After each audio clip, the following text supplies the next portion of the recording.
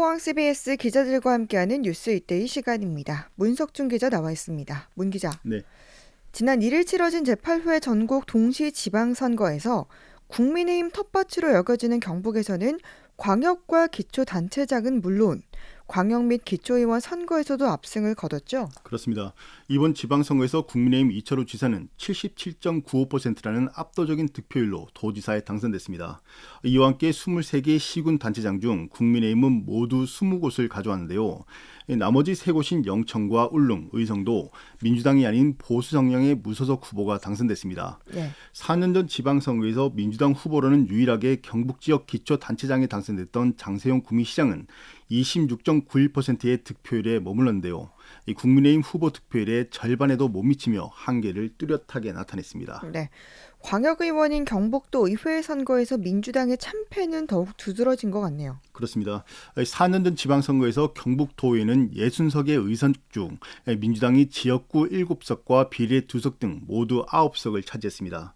하지만 61석으로 한 석이 늘어난 이번 선거에서는 지역구 의원은 모두 패했고 비례에서만 단 2석을 가져오는데 그쳤습니다. 네. 무소속은 3석을 차지했는데요.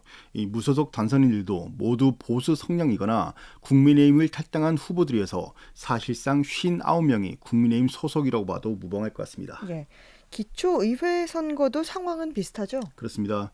포항시의회의 경우 4년 전 선거에서 전체 32석 중 민주당은 지역구 8석과 비례 2석 등 모두 10석을 가져왔습니다. 네. 그러나 이번 선거에서는 33석으로 한 석이 오히려 늘었음에도 지역구 6석과 비례 1석 등 7석을 가져오는데 그쳤습니다. 이 보수적인 성향이 가장 강한 것으로 꼽히는 경주에서는 이 민주당의 몰락이 더욱 눈에 띕니다. 네. 지난 지방선거에서 21석의 의석 중 지역구 3석과 비례 1석 등 4석을 차지하며 기대감을 높였었는데요. 네. 이번 선거에서는 지역구에서 모두 패배했고 비례에서만 단 1석을 가져오는 데 그치며 사실상 고사 위기에 놓였습니다. 네. 이로 인해서 견제와 균형이라는 정치의 기본 원리가 제대로 작동하지 않을 수 있다는 우려가 커지고 있죠. 그렇습니다. 이번 선거에서 광역과 기초단체장은 물론 행정부를 감시하는 역할을 하는 광역과 기초의회마저 국민의힘이 대부분 가져갔는데요. 이로 인해서 견제와 균형이라는 정치의 기본이 실종될 수 있다는 우려가 나오고 있습니다. 경북도를 비롯한 각 시군 집행부를 견제하기 위해서는 의회의 역할이 무엇보다 중요합니다. 하지만 집행부와 의회 권력이 같은 소속 정당으로 묶이면서 견제 기능이 제대로 작동하지 않을 가능성이 높아지게 된 겁니다. 네. 특히 이철우 지사의 경우 지역 정치권에서 갖는 위상이 상당한 만큼 지역 도의원들이 오히려 눈치는 보는 상황이 올 수도 있겠죠. 민주당을 비롯한 야권이 지역민의 선택을 받기 위해 인물 키우기 등 더 많은 노력을 해야 한다는 지적이 나오고 있는 이유입니다. 예. 이번 선거 결과 무소속 후보들도 상당히 선전한 것 같은데요. 네. 이 공천권자인 국회의원들의 희비도 엇갈리고 있네요. 네, 맞습니다. 우선 영천에서는 무소속 최기문 시장이 연임에 성공했습니다. 또 울릉과 의성에서도 남한권 김주수 후보가 무소속으로 각각 당선됐습니다. 예. 이 결과에 따라 공천권자인 지역 국민의힘 국회의원들의 희비도 엇갈리고 있는데요. 이유는 바로 2년 뒤 치러지는 총선 때문입니다. 국민의힘 텃밭인 경북에서 공천한 후보를 당선시키지 못한 국회의원들은 당장 2년 뒤 공천을 자신할 수 없게 됐는데요. 예. 지방선거 결과가 총선 공천에 영향을 미치는 가장 중요한 잣대 중 하나이기 때문입니다. 네.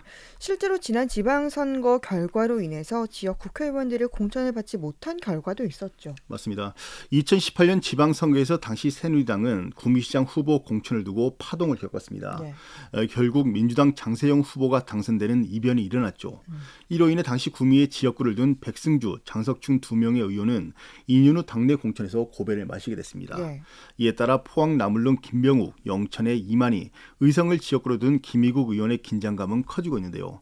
특히 김병욱 의원은 울릉군의회 선거에서도 무소속의 3석이나 내줘 위기감은 더욱 커지고 있습니다. 네. 공천 논란에 대한 후폭풍을 피할 수 없어 보이는 이유인데요. 네. 지역 정치권 관계자도 지방선거 당락 여부와 득표율은 공천 책임자인 국회의원에게는 곧 성적표가 된다고 강조했습니다. 예. 후보가 낙선했거나 이 득표율이 당 지지율을 밑돌 경우 다음 총선 공천에 영향을 받을 수밖에 없다라고 전하는 거죠. 네. 포항북의 김정재 국회의원도 이번 선거 결과에 대한 책임을 피할 수 없다는 지적이 나오는 것 같더라고요. 그렇습니다. 김정재 의원은 포항시장 선거 결과를 마냥 기뻐할 수만은 없습니다. 아시다시피 국민의힘 경북공천관리위원장인 김 의원은 교체 지수가 높다는 이유로 당내 예비 경선에서 이강덕 시장을 배제했습니다. 예. 하지만 논란 끝에 중앙당이 재심을 통해 이 시장의 경선 참여를 결정했고 결국 본선에서 이 시장은 77.2%의 높은 득표율로 당선됐습니다. 포항시의 첫 번째 3선 시장이 된 건데요. 예. 당초 경북 공관위가 주장한 교체 지수가 높다는 설명이 무색하게 된 겁니다.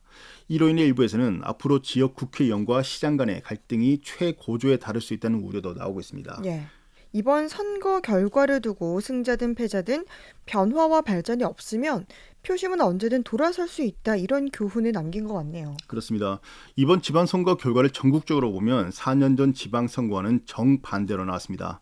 4년 전에는 민주당이 17개 광역단체장 중 14곳을 가져간 반면에는 예. 이번에는 단 5곳을 가져가는데 그친 건데요. 게다가 지난 선거에서 뿌리 내리는 듯 했던 경북 지역의 양당 정치는 이번 선거를 통해 씨앗조차 말라버렸을 정도입니다. 예. 민주당 참패의 원인은 여러 가지가 있겠지만 경북에서는 새로운 인물과 인재 찾기에 실패한 것이 가장 큰 이유로 꼽힙니다. 예. 민주당은 지난 선거에서 23개 시군 중 16곳에서 후보를 냈는데요. 그러나 이번에는 절반인 단 8곳에서 후보를 내는데 그쳤습니다. 예. 이마저도 후보 찾기에 어려움을 겪다 선거운동 시작 전에야 겨우 구한 곳이 많았습니다. 하지만 역사는 반복된다죠. 국민의힘이 이번 선거 결과에 도취돼 국민과 지역민을 향한 노력이 소홀해진다면 언제든 선거 결과는 뒤바뀔 수 있습니다. 예. 정치인들이 이번 선거 결과가 유권자가 우리 정치에 던진 변화와 발전을 위한 채찍으로 생각하고 더욱 분발해야 하는 이유입니다. 예. 이를 반영하여 국민의힘은 총선을 앞두고 공천 개혁 의지를 나타냈죠. 그렇습니다. 국민의힘은 혁신위원회를 출범하고 최재형 의원을 위원장으로 선임했는데요. 혁신위는 내후년 총선을 앞두고 투명하고 예측 가능한 공천 시스템을 만들겠다 이렇게 밝혔습니다. 예. 권력을 가진 사람이 공천에 영향을 미치지 않도록 준비하겠다는 건데요. 국민의힘은 과거 공천 파동으로 수차례 위기를 겪었습니다. 예. 2016년 총선 당시 김무성 새누리당 대표의 옥새 파동이 대표적인데요. 당시 총선 결과 압승할 것이라는 예측과 달리 새누리당은 제1등을 민주당에 넘겨주며 패배했습니다. 이보다 앞선 2008년 총선에서는 친박 학살 공천 파동으로 인해 친박연대, 무소속 출마 등으로 사실상 당이 쪼개졌습니다. 예. 하지만 이번 이 혁신위 출범도 당내 계파 갈등의 연장선으로 보는 시각도 있는 것 같더라고요. 그렇습니다. 국민의힘이 혁신위 출범과 공천 개혁이라는 화두는 당내 주도권 확보를 위한 포석 아니냐는 그런 분석이 나오고 있습니다. 예. 국민의힘은 현재 윤석열 정부 출범으로 친윤계 의원들의 영향력이 커지고 있는 상황인데요. 이준석 대표가 미리 혁신위원회를 출범해서 이들의 총선 공천권 영향력 차단에 나섰다는 분석입니다. 예. 국민의힘이 실시하고 있는 공천 개혁이 진정성을 가질지 아니면 계파 갈등을 더욱 부추겨 더 큰 후폭풍을 낳을지 지켜봐야겠습니다. 예. 그리고 이번 선거에서 경북은 이색 당선인들도 많던데요. 구미에서는 20대 시의원이 탄생하기도 했죠? 그렇습니다. 주인공은 구미 시의원에 당선된 국민의힘 김정도 당선인입니다. 김 당선인은 1993년생으로 만 28세입니다. 네.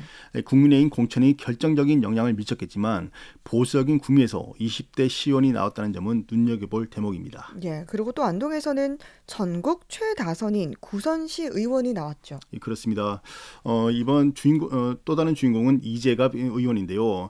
이재갑 당선인은 무려 9번째 당선이 됐습니다. 예. 지금 안동에서 역대 선거를 통틀어서 전국 최다선의 이름을 예. 올린 건데요. 구선에 성공한 사람은 전남 영광군의 강필구 당선인과 이재갑 당선인 단 2명뿐입니다. 그는 37살의 나이에 족전면 선거구에 처음 출마한 뒤 1대부터 8대까지 모두 안동 시의원에 당선됐습니다. 예. 기초의회 역사의 산증이다 이렇게 볼 수 있는 거죠. 예. 그리고 성주 도의원 선거에서는 단 6표 차이로 승패가 갈리기도 했다고요? 그렇습니다. 성주군 도의원 선거에서 강만수 국민의힘 후보는 12,838표를 얻어 당선됐습니다. 예. 2위인 무소속 정영길 후보와는 단 6표 차인데요. 이 당초 두 사람의 표 차이는 단 2표로 집계됐고 선관위가 다시 재검표에 돌입한 결과 최종 결과는 6표 차이로 집계됐습니다. 예. 또 선거가 끝나면서 선거사범 수사도 속도를 내고 있다고요? 그렇습니다. 경찰은 지방선거와 관련해서 선거사범 154명을 수사해 이 중 2명을 구속했습니다. 또 22명은 검찰 송치 등 종결했고 132명은 수사 중인데요. 이 경찰 관계자는 선거 사건의 공소시효가 선거 이후 6개월인 만큼 신속하고 공정하게 처리하겠다고 밝혔습니다. 이와 함께 불법 행위에 대한 단속도 계속할 방침입니다. 네, 뉴스이데이 문석준 기자였습니다. 수고했습니다. 네.